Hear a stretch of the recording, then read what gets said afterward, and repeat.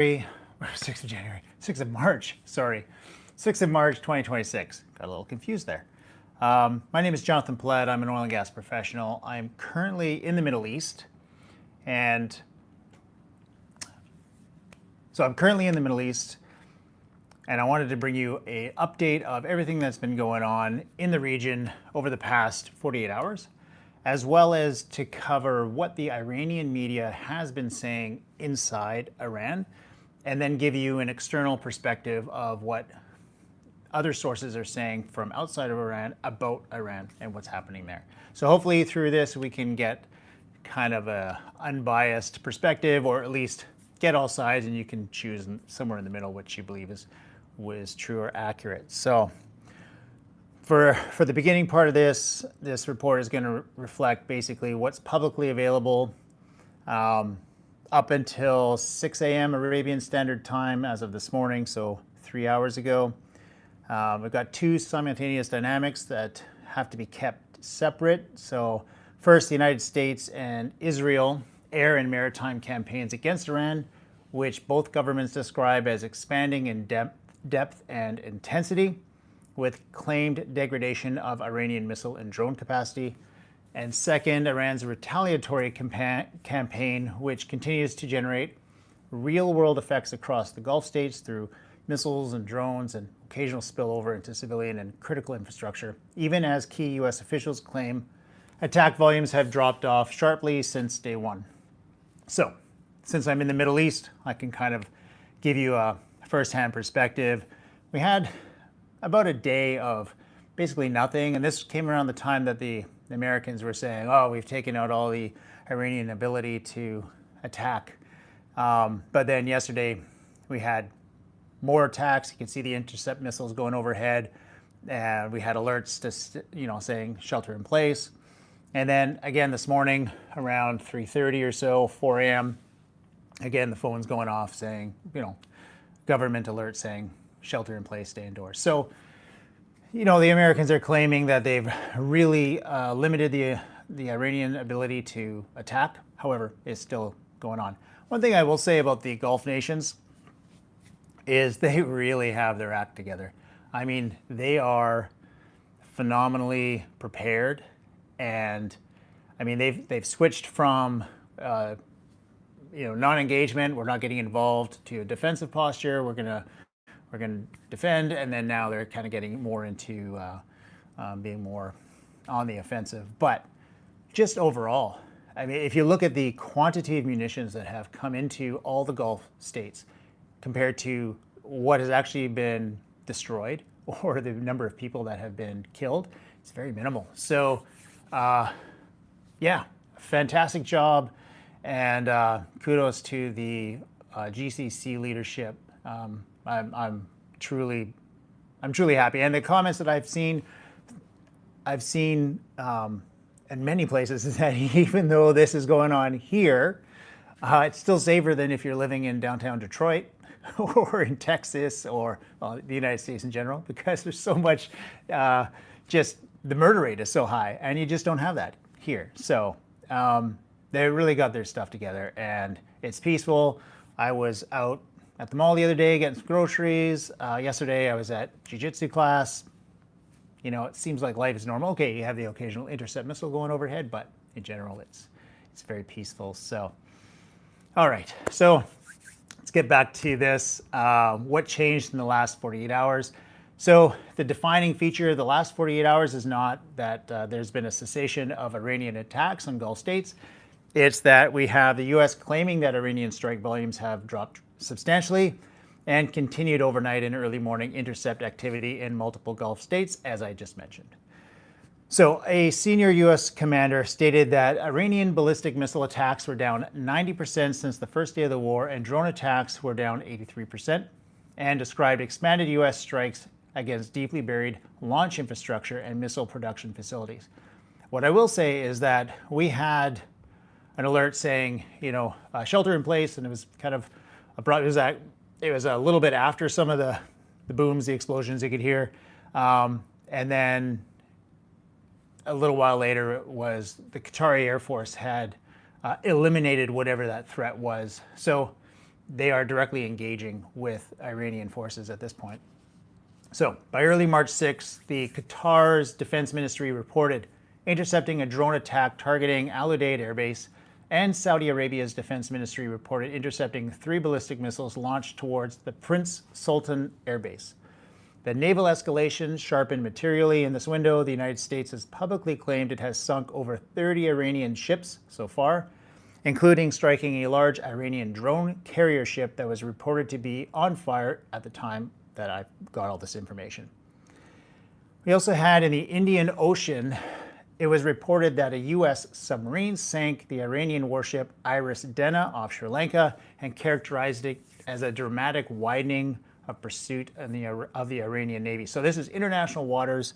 The Americans have sunk using a submarine, which is the first time, I think, since World War II that a torpedo has been used by a submarine to sink a naval vessel. So a pretty big event considering it's been, 80 years? Commercial shipping risk continued to mount. Reuters reported 9 vessels have been attacked since the conflict broke out.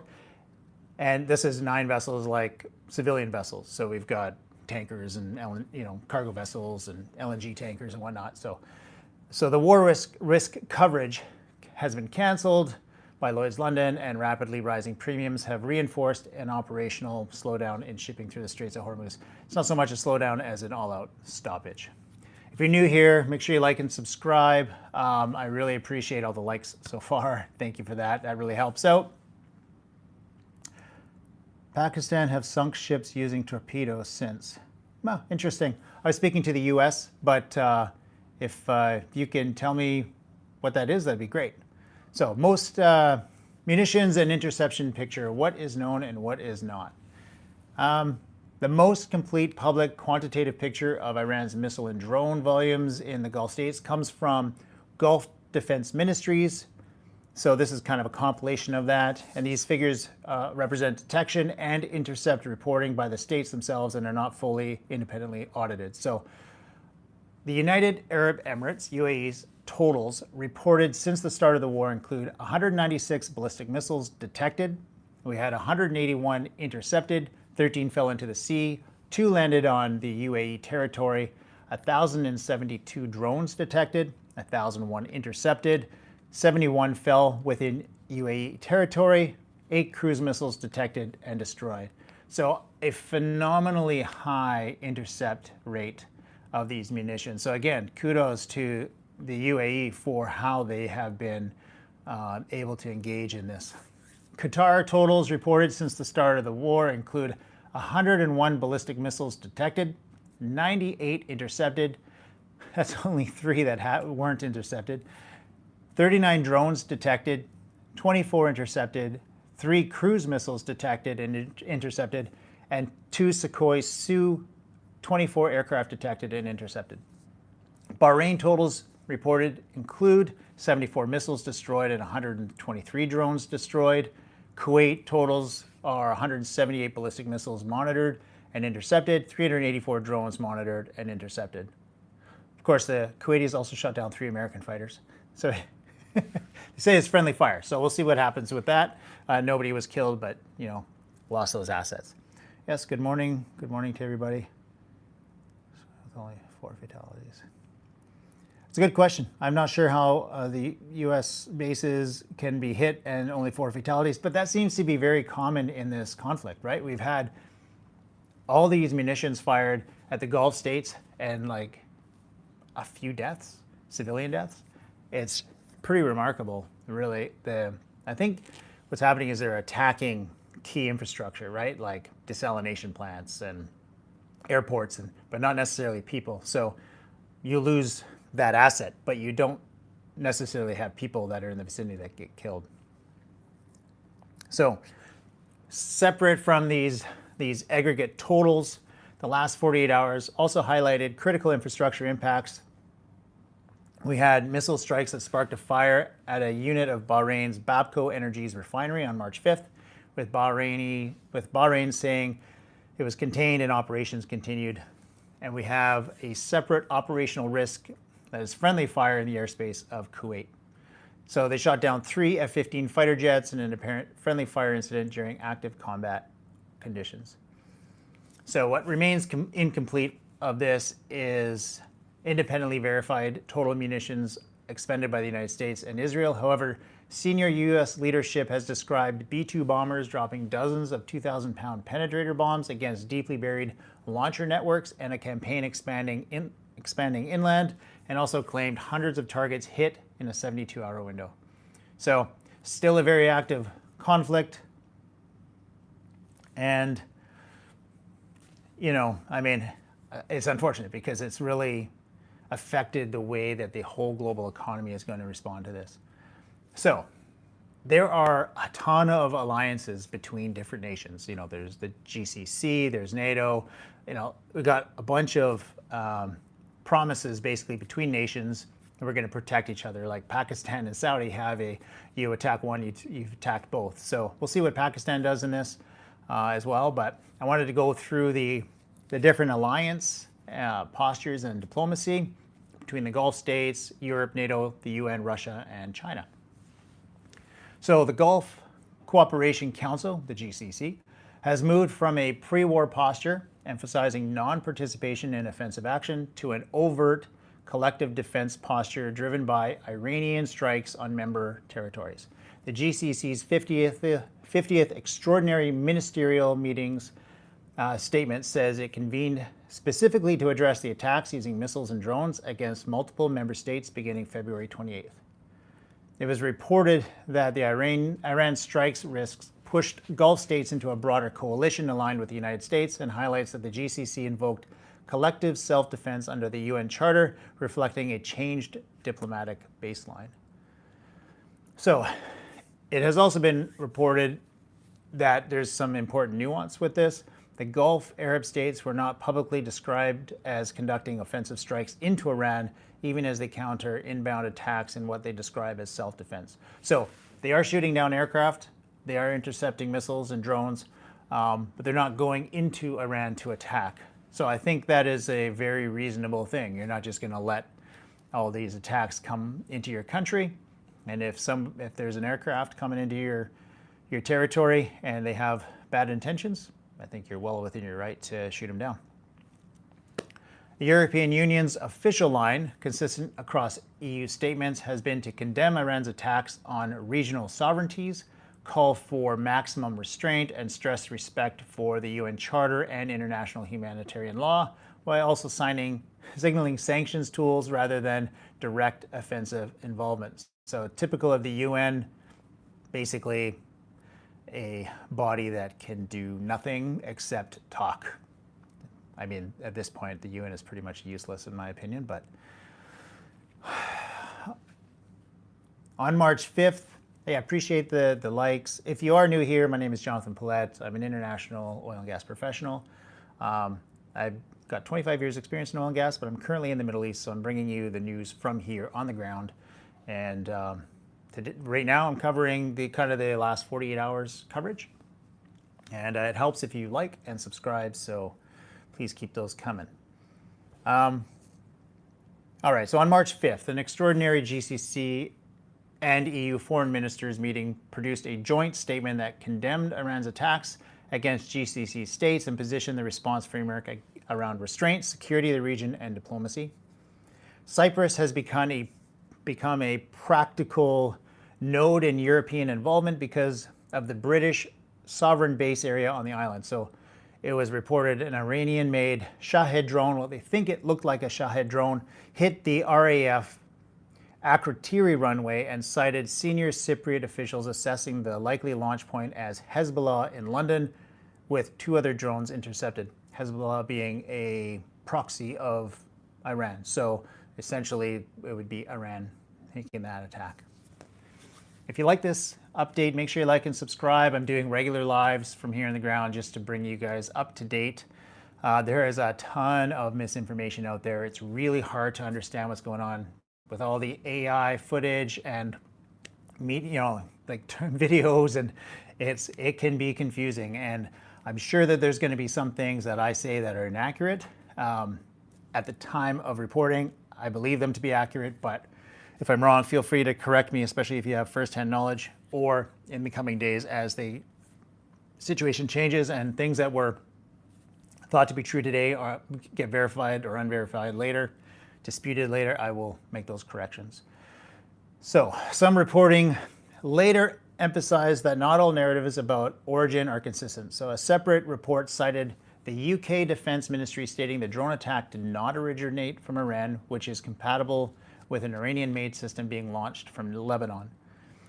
European military responses connected to Cyprus had been explicitly defensive. It's been reported that Britain, France, and Greece are sending air defense assets after the drone strike at the British airbase.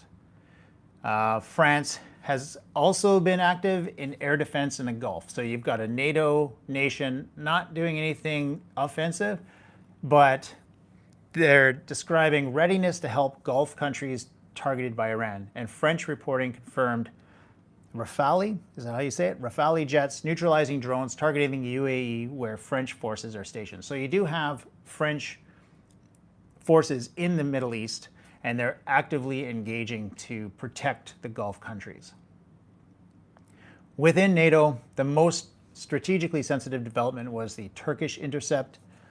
It was reporting described Turkish authorities stating a ballistic missile fired from Iran was intercepted in Turkish airspace by NATO air defenses, while Iran denied targeting Turkey, and Turkey indicated the missile may have been off course. So, I mean, we get a lot of different perspectives here. There's no doubt that a missile went into Iran, whether it was intentional or not, I don't know. But this incident matters because it demonstrates how quickly an expanding missile battle can create NATO exposure. Even absent Article 5, we got Article 5 meaning that it would pull all NATO nations in. If one is attacked, they're all attacked. So even absent Article 5 deliberations or invocation, which multiple outlets reported was not being pursued at the time. On access to bases, Europe has split in ways that matter operationally. Spain publicly refused to allow the United States to use jointly operated bases for attacks on Iran, and Reuters documented U.S. aircraft leaving Spanish bases after the decision.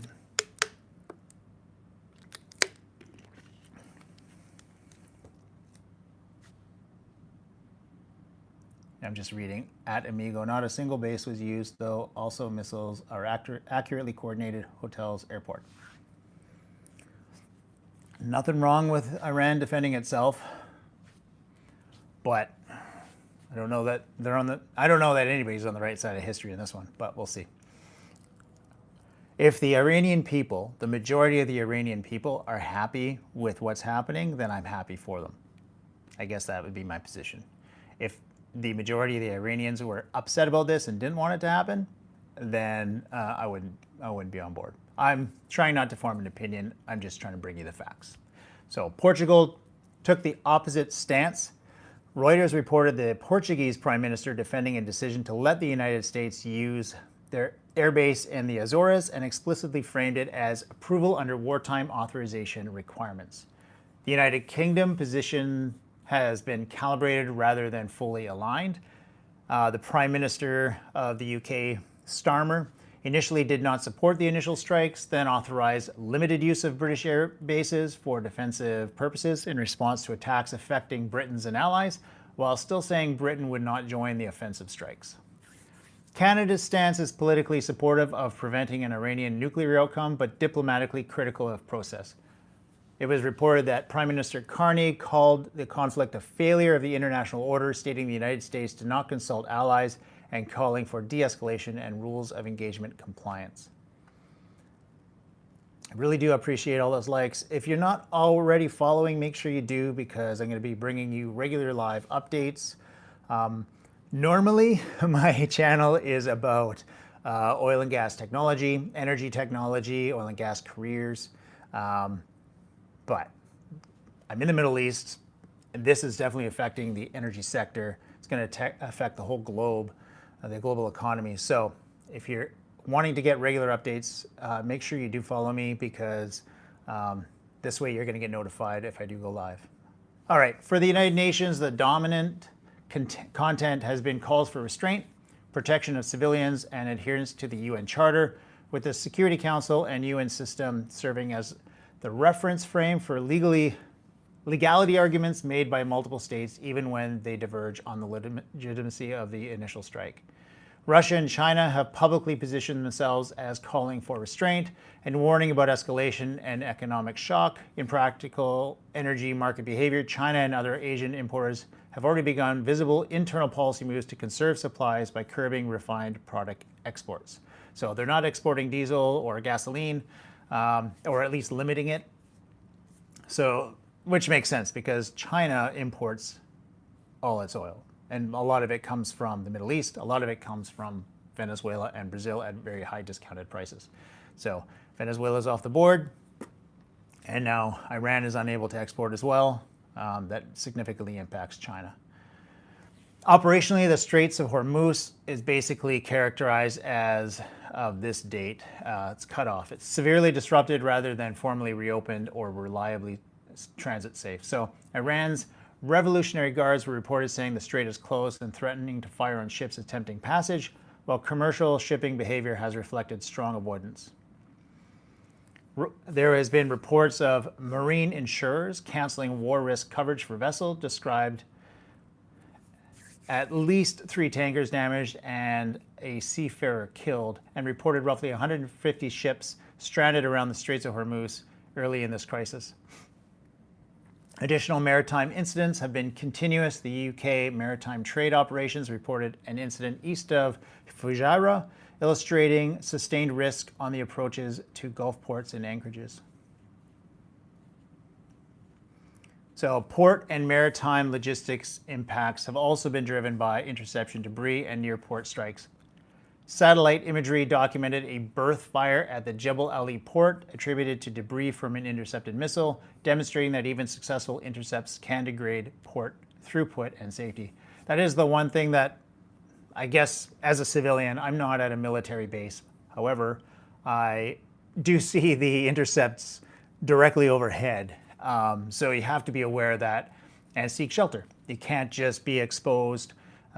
If you do hear get an alert or you hear a big boom, just make sure you get under cover, because you might not necessarily get hit by a missile, but it's going to have shrapnel and debris that's going to be falling down and could hit you. I do have some colleagues that have had their houses damaged from falling debris. In Fujairah, photography describes smoke and fire in the oil industry zone, caused by debris after interception of a drone by air defenses, again showing the collateral channeled by air defense engagements, creating industrial disruption. Insurance and pricing signals have fed back into operational behavior. Reuters reported London marine insurance market widening the Gulf high-risk zone, and separately reported that while coverage remained available, war risk premiums were rising sharply depending on routing and cargo. I heard as much as $423,000 a day for insurance to go through the Straits of Hormuz, which is significant, right? Political layers include a U.S. proposal to blunt the insurance and convoy problem through preferential insurance elements and escorted convoys. Industry reporting has questioned how quickly such a plan can substitute for established underwriting capacity and whether it can restore confidence at scale, especially given the tempo of tanker attacks and the limited escort capacity relative to global tanker volumes. I guess what this comes down to is Lloyd's London has said we're not going to underwrite any vessels going through the Straits of Hormuz, which effectively stops traffic going through the Straits. But the U.S. policy, I'm not sure if it was an executive order, but they have definitely said you will, to American insurance entities, you will insure, I can't remember the name of the entity. If somebody knows, DFI? You'll have to, if you know, write it in the comments. But they said that they will underwrite at reasonable rates. And this effectively takes this insurance for marine traffic away from Lloyd's London. Lloyd's London is 2% of the UK's GDP. So it's a significant loss to that business and kind of affects the British Empire, if you will, what remains of its hold on the global trade. So a structural constraint is limited bypass capacity. Reuters reported Saudi Aramco instructing some buyers to load at the Red Sea port of Yanbu to avoid Hormuz, and emphasized that the east-west pipeline provides partial relief but limited capacity and becomes a strategic vulnerability under attack. The Iranians, I would say, have been very good about targeting key infrastructure around the Gulf to try and limit the Gulf states to be able to recover quickly. Within the Gulf, we got energy, water, and critical infrastructure to talk about. So within the Gulf, Iran's retaliation has struck or affected the energy system through a combination of direct hits, precautionary shutdowns, and logistics paralysis. In Qatar, official reporting stated that one drone targeted a water tank belonging to a power plant in Mesaid, and another targeted an energy facility in Ras Laffan industrial city, with no human casualties reported at the time, and Qatar Energy halted LNG production following the attacks. That LNG matters because Qatar's LNG volumes are structurally significant for global supply, and because liquefaction restart sequencing is not instantaneous after a full shutdown. Reuters is reporting, and related coverage emphasized that resumption would take time even after political clearance, which translates into sustained tightness in global gas markets. Qatar LNG exports equates to 20% of the global supply. So that is off the board right now. You had European prices in the markets spike. It's kind of crazy. I hope you're enjoying this live. If you are, then make sure that you like and subscribe. Those likes really help. And I appreciate all the comments and all the chats that's going on here. A lot of conversations. I don't know that we're going to come to any conclusions today, but just trying to bring you the facts. For those of you that don't know, my name is Jonathan Paulette. I'm an oil and gas professional with 25 years in the oil and gas industry. I spent 15 years working overseas, 11 different countries, and 10 of those years overseas in the Middle East and North Africa, like Libya. All right. In Saudi Arabia, Reuters reported that the Ras Tanura complex, which houses the largest domestic refinery and a key export terminal, suffered a drone attack that led to shutdown, followed by additional attempted attacks that Saudi authorities said were intercepted without supply disruption.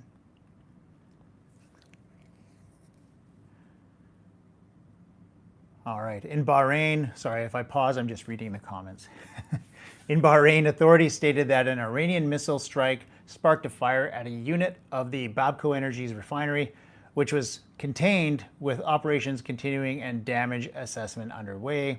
In the UAE, Reuters reporting described continuing impacts from debris and strikes across the business hub, including concerns for investor confidence and the real economy, while officials' tallies show that significant numbers of drones and missiles have been detected and intercepted, with non-trivial numbers falling within the territory. Yeah, it's amazing. I still have not been able to determine why the UAE has been receiving the bulk of the Iranian retaliation. Qatar is probably one of the safest places you could possibly be in the Middle East. It is definitely under missile attacks and drone attacks, but they've got a great Air Force. They've got the largest U.S. base in the Middle East, in Qatar. And in 2017, they had the embargo. So basically, they were shut off from trade. I think they were getting Kuwait and Oman and Iran were the only trading partners that they had. Everybody else cut them off. And they were exposed. So they put in a national measure to make sure that food could be produced locally. So they have extremely high food security. They produce natural gas, so they have power. They have desalination plants, so they have fresh water. Sure, there's some things that they can't maybe ship in, but from a financial perspective, they have like a huge amount of wealth. And so they have deep pockets and resources. What they're not getting right now, because everything has been shut down from the oil and gas sector, is they're not getting any revenue. But they do have their sovereign wealth fund, which isn't, what, in the trillions? So they do have a significant amount of, I guess, financial ability to weather this storm. Same as the the rest of the Gulf states. But Qatar is probably one of the safest places to be. I'm not even sure that there has been a death in Qatar from this Gulf conflict. In the UAE, water and desalination remains a central strategic vulnerability, even when confirmed long-duration outages are not broadly reported. So you asked about Qatar. Qatar Messaid's strike explicitly involved water infrastructure tied to a power plant, and regional analysis stresses that desalination dependence is high across the Gulf and is potential escalation lever if systematically targeted. So they have been defending these rigorously. If a bunch of the desalination plants get taken out, then I think then we're in a real critical situation over here. So hopefully they can avoid that. Digital infrastructure is also part of the critical services picture. There's major cloud operators reported power and connectivity issues in Bahrain and the UAE, indicating that the conflict's effects are not confined to traditional oil and gas targets. For civilians and expats, basically foreign workers, the pressure has been visible in evacuation and repatriation flows. There's been reports the U.S. facilitating charter flights, that government-organized charter flights began Wednesday, and that the U.S. Embassy in Kuwait suspended operations, and that the State Department had helped with 10,000 Americans seeking to leave the region. It's mostly families. I don't know too many people that are trying to get out other than families. Like, if my wife and daughter were here, for sure, I would ask them to leave just in case. But it's probably safer here than a lot of other places. I wouldn't want to be in, I'd rather be here than Chicago, Detroit, like, not that I'm American, but that would be worse. All right. So, global markets and economic transmission. We've got oil, LNG, inflation, and reserves and trade controls. So that's going to be the next part of this topic. After I'm done the overview of everything that's happened in the past 48 hours, I am going to be going through what internal Iranian media and social media is saying about what's happening in Iran. And then after that, I plan to talk about what everybody else in the world is saying is happening in Iran. So you'll get both perspectives, and you can choose somewhere in the middle what's true, what's not. And in the comments, if you have firsthand knowledge of if it's true or not, you can let me know. All right. So the market has been classic supply shock behavior with high volatility and rapid repricing of energy risk, combined with inflation and growth concerns that propagate across equities, bonds, and foreign exchange. There's been reports US and European stocks falling as the war drove an oil rally and bond sell-off, reflecting expectations of higher near-term inflation and reduced confidence in imminent interest rate cuts. Oil prices have been extremely sensitive not only to strikes, but to policy signals about stabilizing markets. Reuters reported oil falling on March 6th on indications that US may intervene in the futures market and that it issued a waiver for Russian purchases, a notable policy lever suggesting Washington is actively managing the economic flank of the conflict. So that makes sense. You've started this conflict, it's going to affect your economy. Now you got to do damage control and see what you can do to try to mitigate it. You obviously don't want the stock market to fall, and you don't want oil and gas to shoot up in price and cause high inflation. The LNG side is transmitting acute stress through Asia.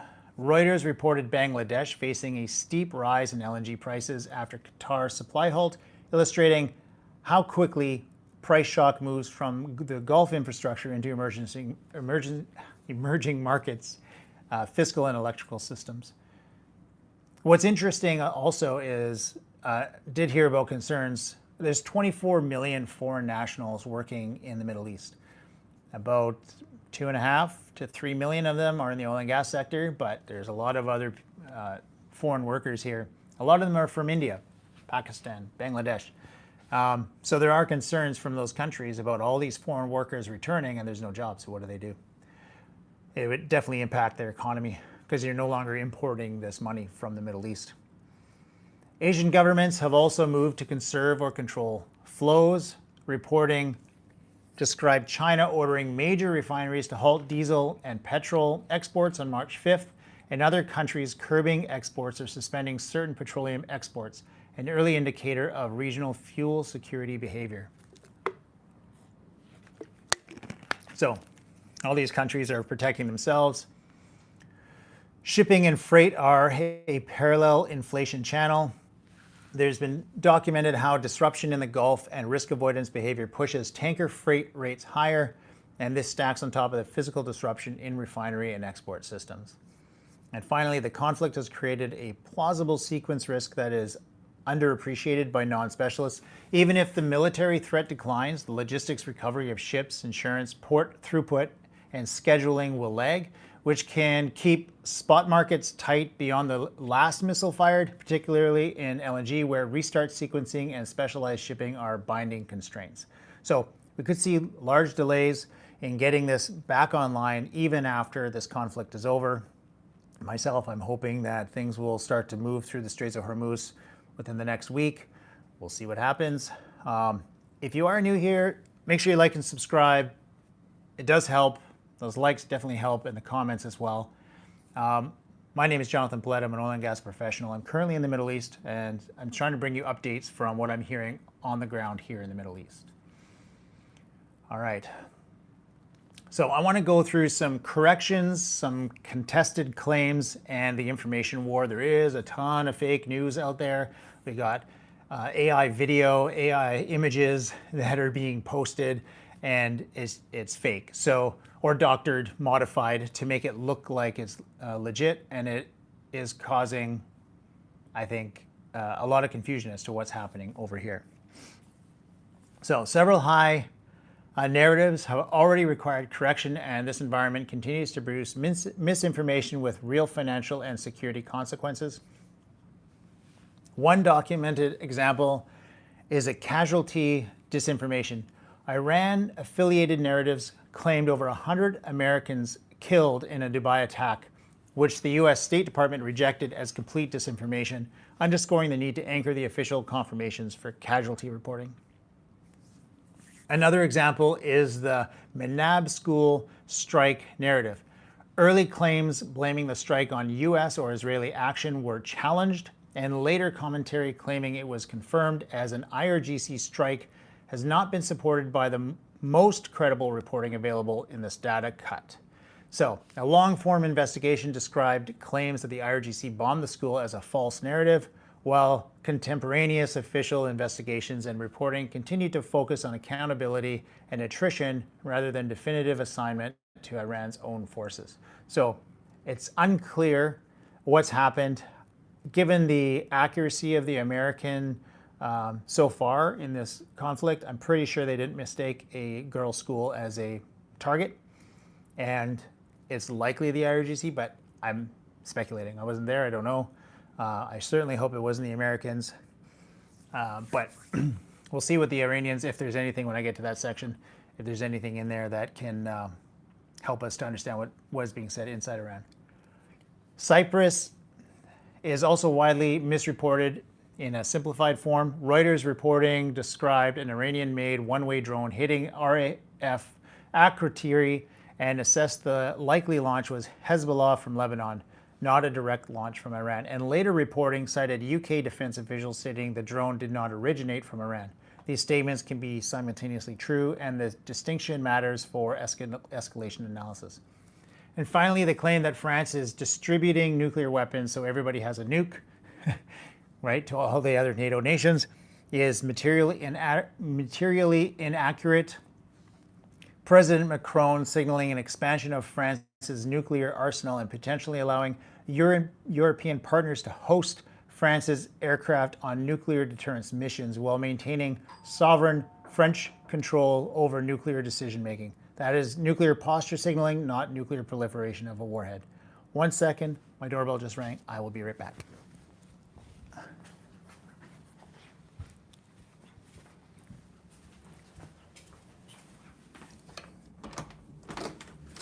Good morning. Can you come back like this afternoon? Yeah. Okay, thank you.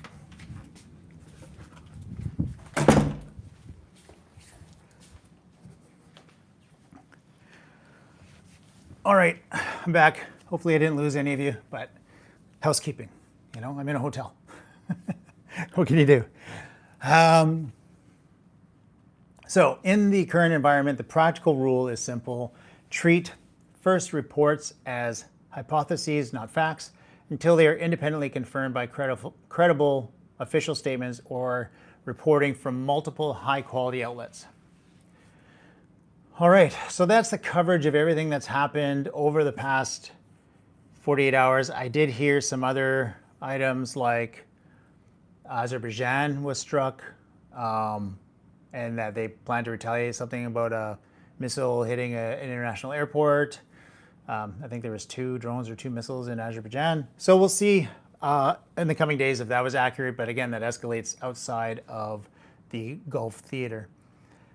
Next, I would like to talk about Iran, like internal, what is being reported inside Iran by Iranian official media, as well as social media, to try and paint a picture of what people are saying or know inside of Iran.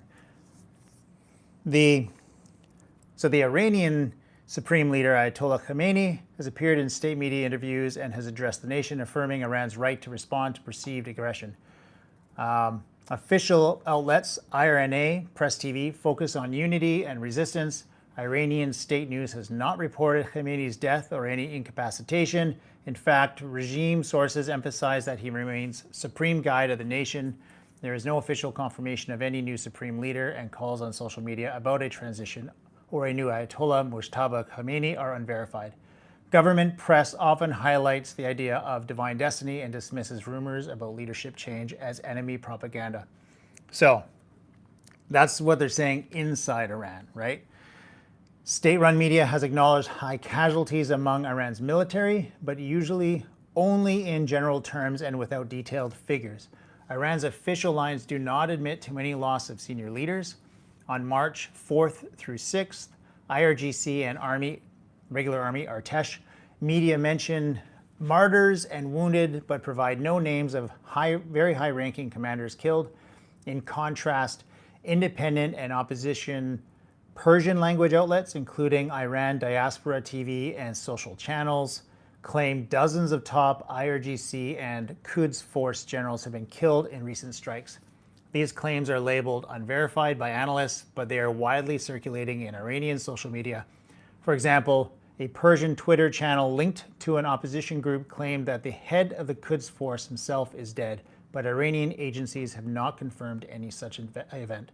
So within Iran, we're seeing a very different narrative than what we're getting from outside Iran.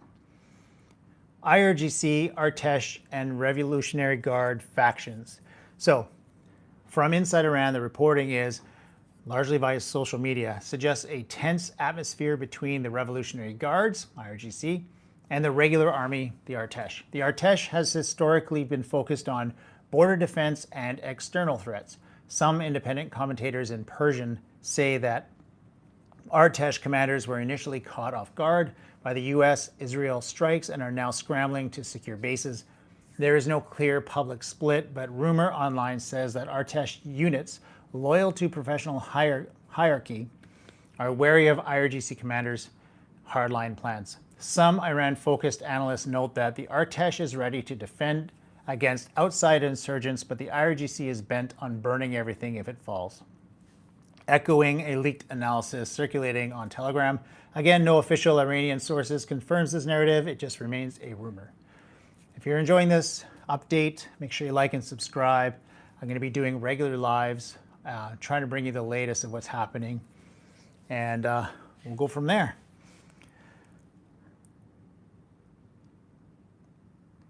I am really happy to see all the comments here. 11 million Kurds live in West Iran. They have a state to then Iran.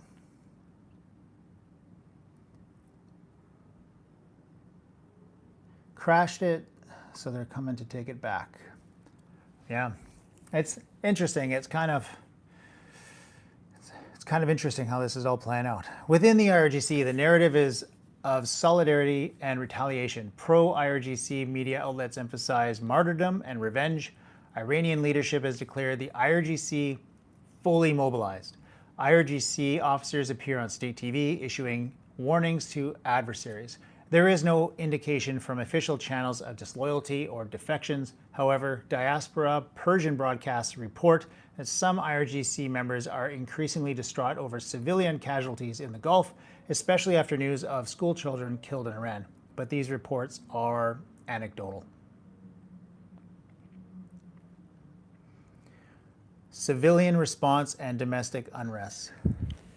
So, inside Iran, official media downplays any unrest. Iranian press continues to celebrate rallies and maintain that population is united behind the leadership. Nevertheless, Persian social networks, Telegram, Twitter, and so on, show unverified reports of at least a small protest or mourning gatherings. For example, sorry, it's just a vehicle. I don't know if you can hear that, but just someone playing around in the empty streets. Nobody's driving around, so if you got a sports car here in the Middle East, now's a good time to see how fast it can accelerate, I guess. All right.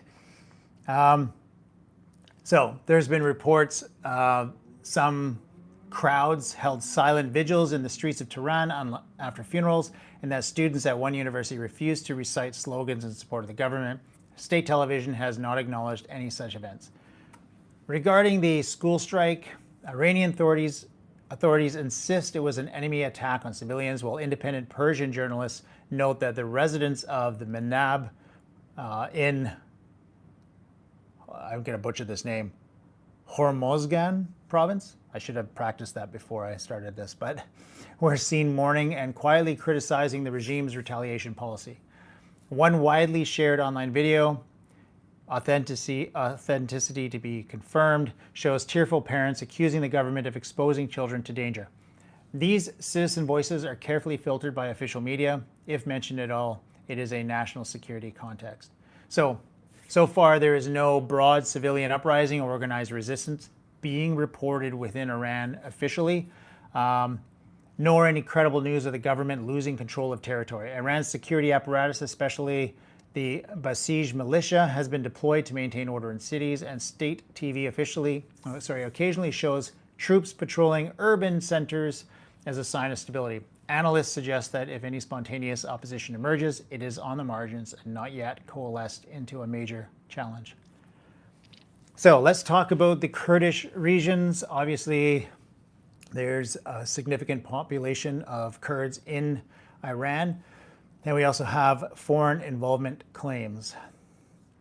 So several Kurdish news outlets, you have the Ruda, Kurdistan 24, NRT, and so on, are reporting on Iran-related developments near Iran's western borders. There are rumors in Iraqi Kurdistan of US CIA contacts with Kurdish opposition groups inside Iran, mainly projected as fear by Iran's state media.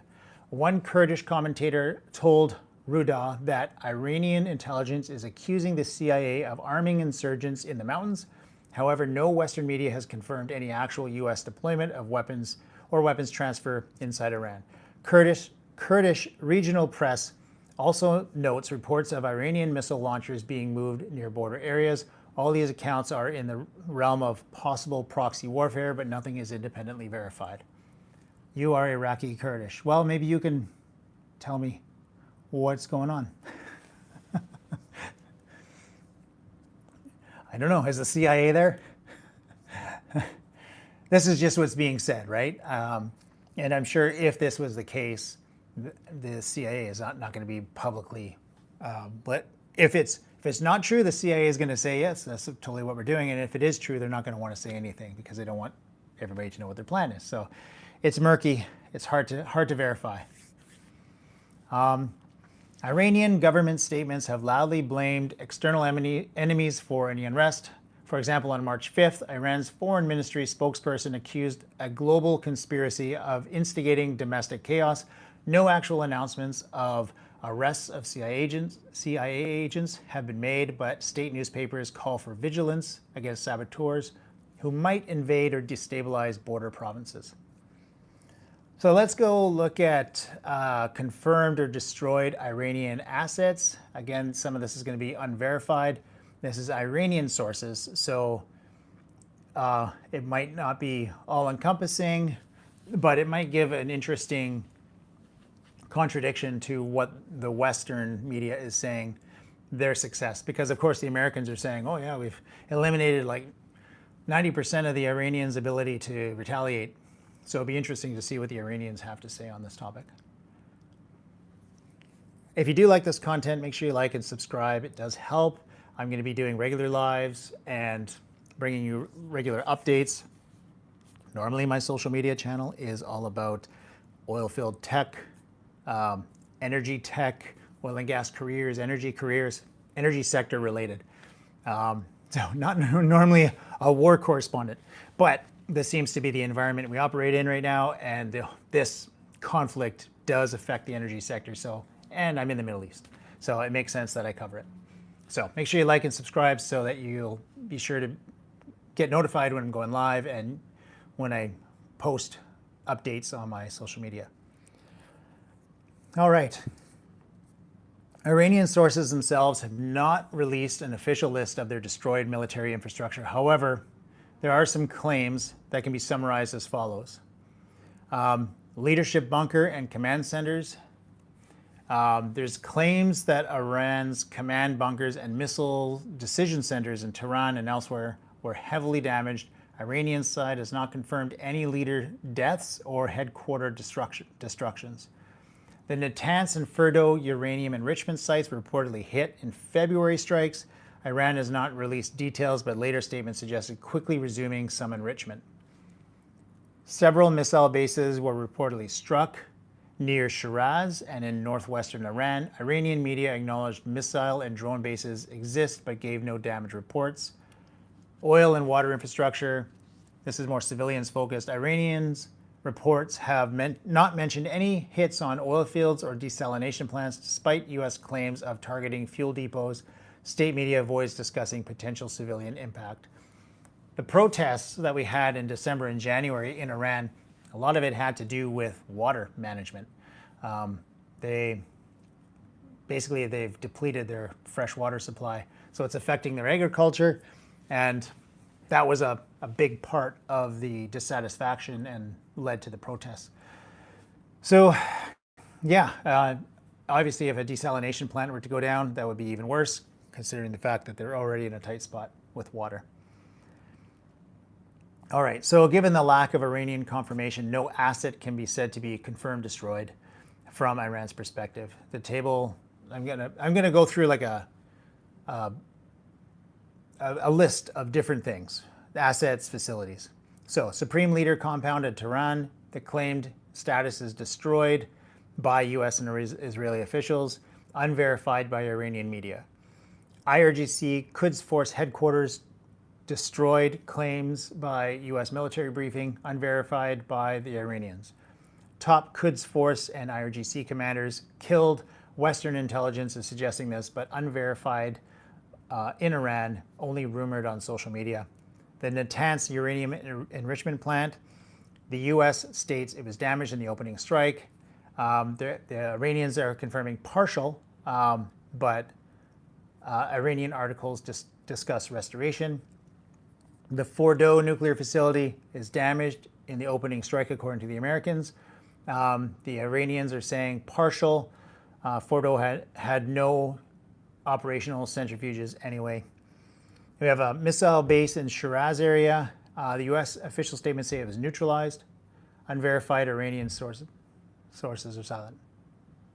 Don't know if you can hear the booms, but I think that's some more intercepts going off right now.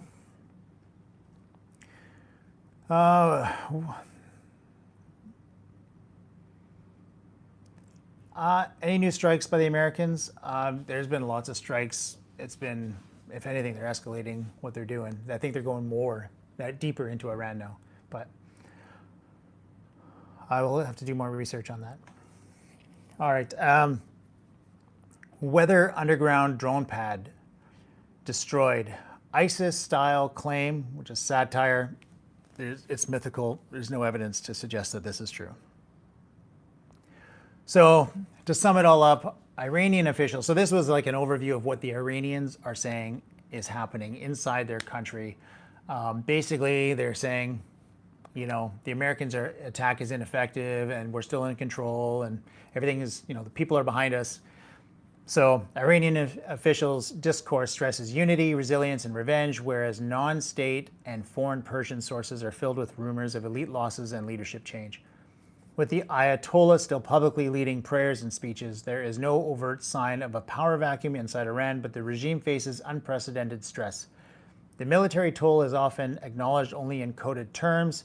Observers note that any significant internal dissent remains too risky for Iranians to show publicly, given the security crackdown. From Tehran's perspective, as reported by domestic media, this conflict is portrayed as a defensive jihad. But an online undercurrent suggests ordinary Iranians are frightened and are angry at both foreign attack and the loss of children back home. Again, this is what I don't know if this is propagandized Iranian because it conflicts drastically from what the West is saying is going on in Iran, right?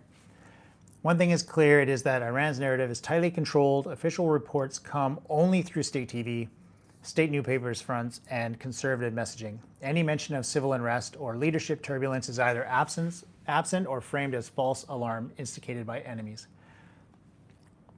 So that's the Iranian perspective. Now I'd like to look at what everybody else is saying is happening inside Iran from March 4th through the 6th of 2026. So Western regional sources report a flurry of unconfirmed claims about internal turmoil in Iran. Key themes include rumors of Supreme Leader Khamenei's fate, alleged IRGC leadership losses, strikes on Iran's military and civilian infrastructure, and isolated protest activity. Most claims come from a diaspora media, intelligence leaks, and statements by the US. Not only the US, but Turkish or Kurdish officials. None are confirmed by independent on-the-ground reporting. So this is going to be more of a catalog of the major claims. It indicates their status and, you know, if there's evidence. But in short, while outside actors paint a picture of leadership decapitation and social unrest, reliable confirmation is absent. Iranian officials' silence or denial is the only constant. So we recommend treating this like this is emerging narratives, and it could be disputed later. Same with the Iranian stuff, right? So some key events that have been reported. Western intelligence sources claim precision strikes destroyed an IRGC command bunker near Tehran on March 4th. Turkish Defense Ministry announces interception of a ballistic missile fired from Iran towards Turkey. Iranian state media continue to broadcast leader Khamenei's addresses. March 5th, so just yesterday, Kurdish outlets report increased activity of the PJAK. I don't know how you say it. Do you say PJAK or do you say PJAK, if you're familiar? But this is in Kurdistan. There's an unverified CIA link. An unnamed US official admits dozens of IRGC officers are believed killed. Russia and China publicly call for de-escalation, with Chinese media noting possible shifts in energy routes. Media also circulate a video supposedly showing mourning in an Iranian, not mourning like it's the sun rising, but like mourning as in people are,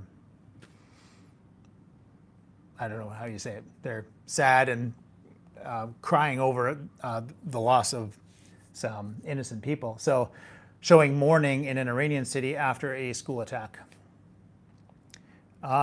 Today, early morning, March 6th, Iraqi Kurdish sources claim US forces are in discussions with Iranian Kurdish groups. An Israeli spokesman says Iranian missile systems were targeted on Iranian soil. That's kind of the overview of the latest updates. We have the Ayatollah Mujtaba Khamenei will become the new supreme leader. So there are some outlets as of March 5th that this was circulated widely. And some people are saying it's not verified, so no official Iranian announcement. Western analysts note no constitutional mechanism naming Mujtaba. Any succession is purely speculative. Iranian official channels remain focused on Khamenei's speeches. The claim is considered propaganda or rumor due to lack of evidence. Everything that I've seen is that Mujtaba has been sworn in as the third Ayatollah in the last, since the 28th, so like a week. The first Ayatollah was killed in the first strikes. We have U.S. military briefings cited by news agencies on the March 5th and Kurdish media on March 4th. Israeli defense statements March 5th that some Iranian exile networks claim specific names of several senior IRGC and Quds Force commanders killed or captured. Tehran's command centers and military bunkers were destroyed. So this is being circulated by U.S. defense officials and British media, quoting U.S. sources. It's unverified. Western military sources suggest long-range missiles hit Tehran area targets, but satellite imagery on the ground reports are inconclusive. Iranian media has released no imagery of devastation, only carefully staged footage. Without satellite verification, treated as possible but unconfirmed. The nuclear facilities were struck at Natanz and Fordo. So sources, the Iranian government from February 28th spoke about targeting enrichment. Iranian state TV showing an engineer at Natanz discussing damage. Israeli prime minister's statements on March 3rd. Verification was verified. Iran acknowledged damage at Natanz. Fordo was reportedly empty of active centrifuges.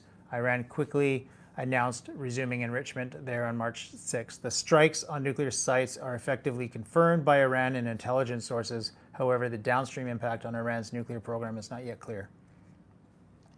Missile bases in Isfahan and Shiraz areas destroyed. So in a U.S. Navy briefing, this was stated, Israeli military press release, again, they said missile bases were destroyed.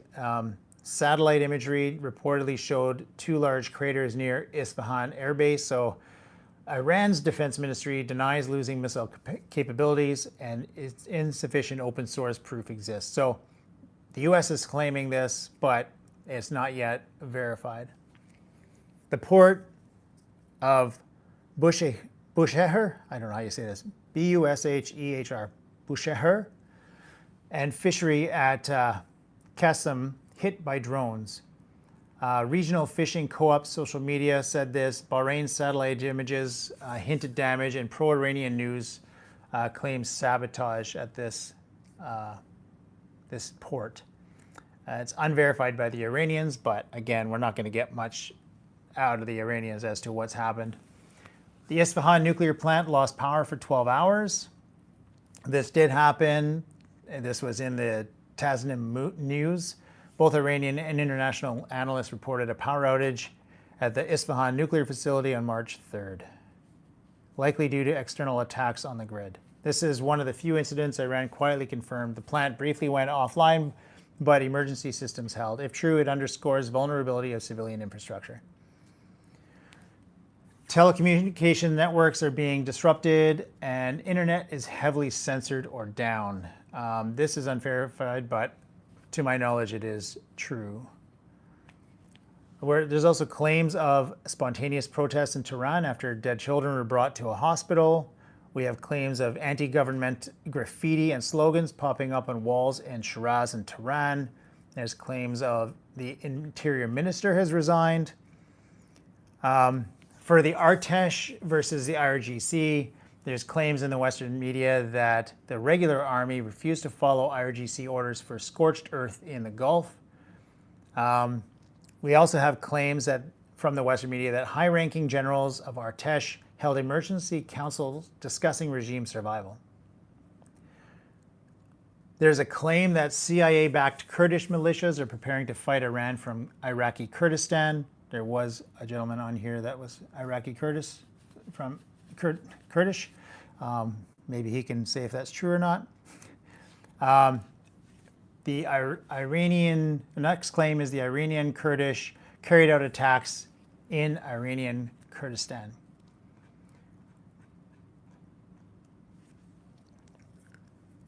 This is really hard to, I mean, this is the fog of war phase. We really have a hard time understanding what's going on.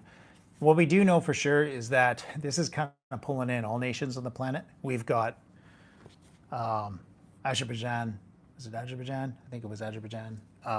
Turkey, Cyprus, now attacked. So those are nations outside of the Gulf region. We've got all the Gulf nations basically involved in this. I'm not even sure what we call this conflict. Is it the third Gulf War? I don't know. But it's definitely pulling in a lot of actors from around the world. And I don't know where this is going to go from here. If Western media, all propaganda. I say all media is propaganda. It doesn't matter where you're from. It seems to be that way. If you guys have any questions, I would love to answer them. I'm going to take some questions now. But yeah, that's the update for today. So for those of you that don't know, I am an oil and gas professional currently in the Middle East.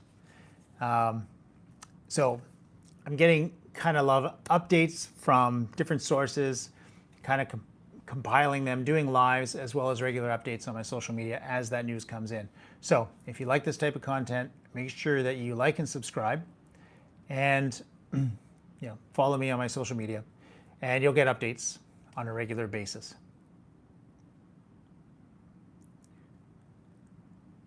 So, sorry, the question was, where are you based? I actually don't tell anybody where I am, just for security purposes. Got to be practical in this day and age. But if you are,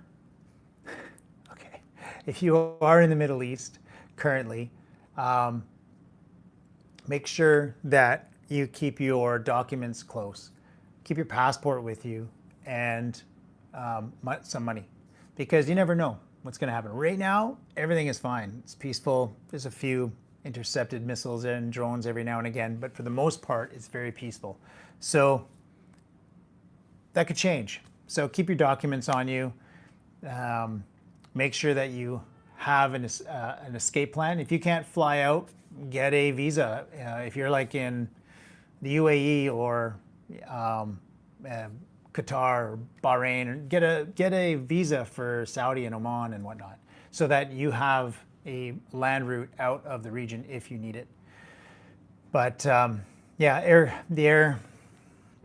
there's nobody flying in and out, except for like embassy flights arranged to repatriate people.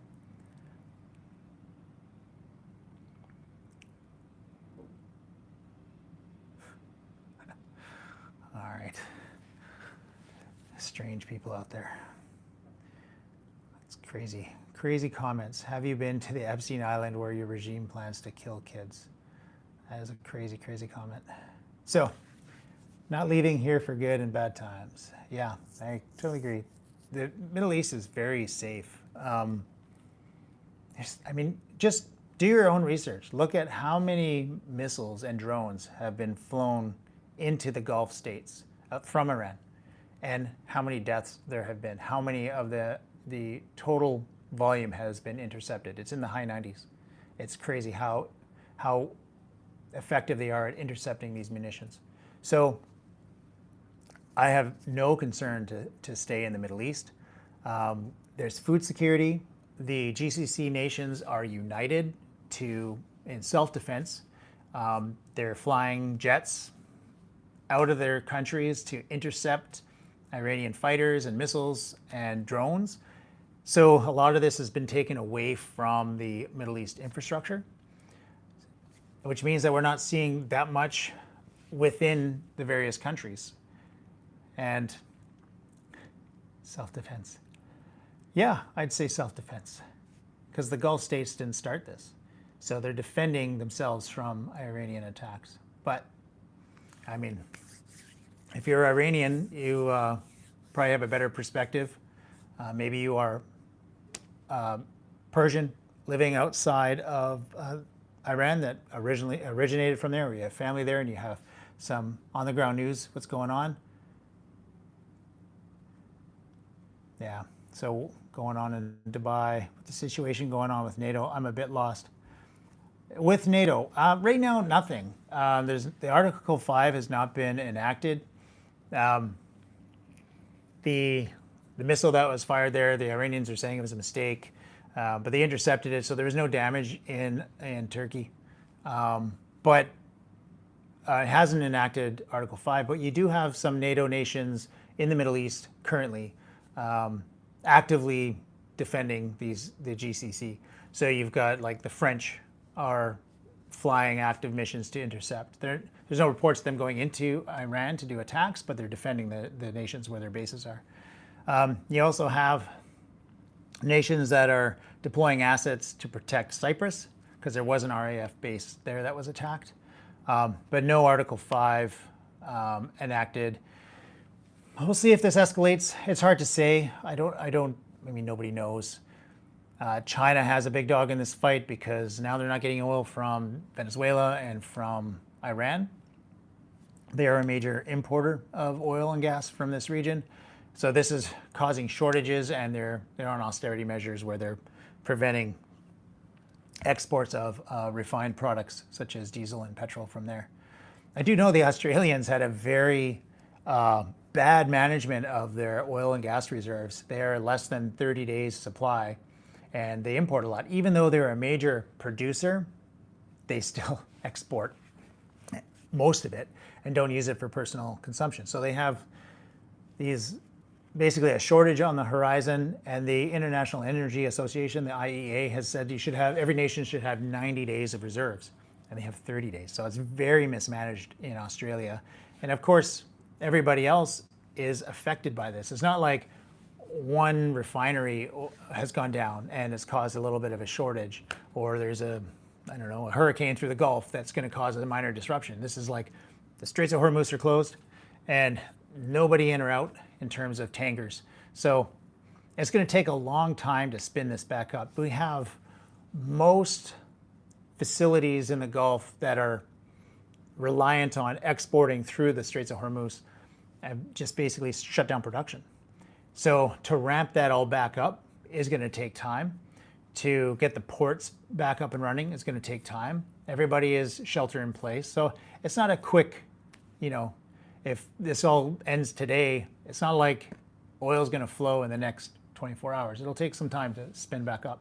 I did do a video on oil and gas jobs. So if you are an oil and gas worker and you are wondering what to do, because there's 2.5 to 3 million oil and gas workers in the Middle East, and a lot of them are sitting here, shelter in place. Some of them are getting paid, some of them are not getting paid.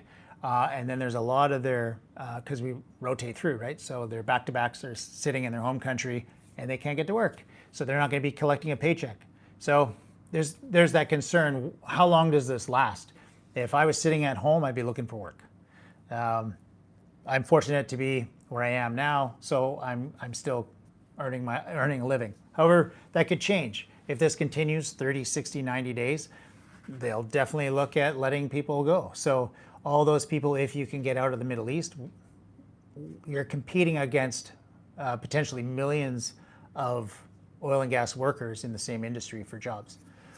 So in the video that I did about oil and gas careers, I talked about basically you've got 3 levels. You've got the 30-day, you got the 3-month, less than 3 months, like 1 to 3 months, and you got more than 3 months.